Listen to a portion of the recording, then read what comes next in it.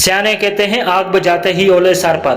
पाकिस्तान में हाल ही में सैलाब जैसी आफत से इलाकों के इलाके तबाह बर्बाद हो गए। पाकिस्तान कई मसाइल का शिकार है, लेकिन लगता है ये आजमाइशें और आफात के ज़िम्मेदार हम खुद हैं।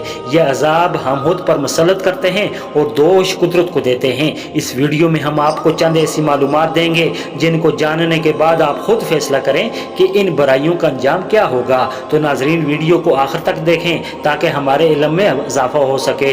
नाजरीन गिरामी, हाल ही में पाकिस्तान की पार्लियामेंट में एक ऐसा बिल पास हुआ है जिसके बाद ऐसा लगता है खुदा हमसे राज़ी नहीं है और खुदा की नाराज़गी ही है जिसकी वजह से हमारे हुक्मरान बौखलाहट का शिकार हैं। ट्रांसजेंडर के हवाले से एक ऐसा बिल पास हुआ है जिसके बाद अब ये कानून बन गया है कि कोई भी लड़का दूसरे लड़के और कोई भी लड़की दूसरी लड़की से अज़दवाजी तल्कात बनाने का हक रखते हैं।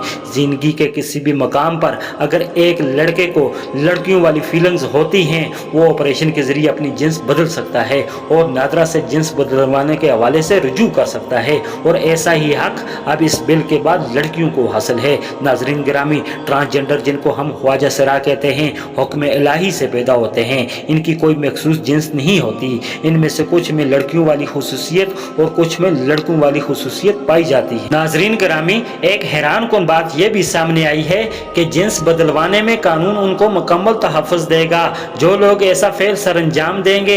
अस्तग़फिरुल्लाह, क्या ये पाकिस्तान का कानून है? क्या ये उस मुल्क का कानून है जिसको बनाने का मकसद अल्लाह के हुक्म के मुताबिक ज़िंदगी गुजारना कानून में दर्ज है? हम बतौर पाकिस्तानी इस बेहयाई को कानून बनता देखकर कब तक खामोश तमाशाई बने रहेंगे?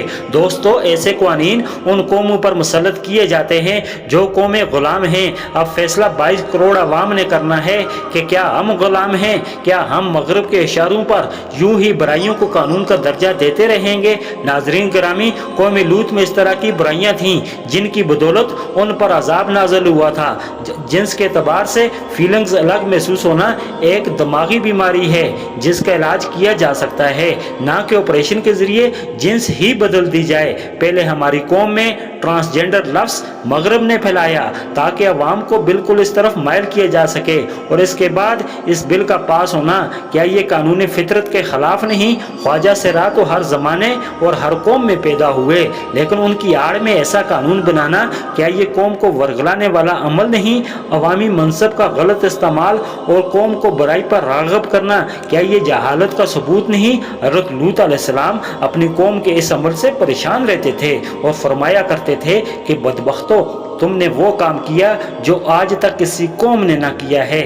तो नाजरीन गिरामी, फैसला आपने करना है कि क्या ये हमारी बदबख्ती नहीं?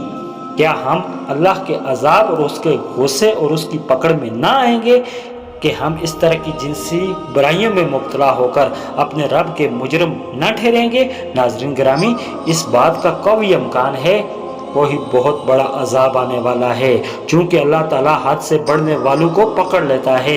एक मर्द का मर्द से अज़दवाजी अमल करना और एक औरत का औरत से निकाह करना कुरान ने हराम करार दिया है, बल्कि इस तरह की सोच को दायरा इस्लाम से खारिज करार दिया है। तो हम बतौर कौम लूत के मुतरादिफ हैं कि ना, जो इस बिल के पास होने के बाद खामोश तमाशाई बने हुए हैं?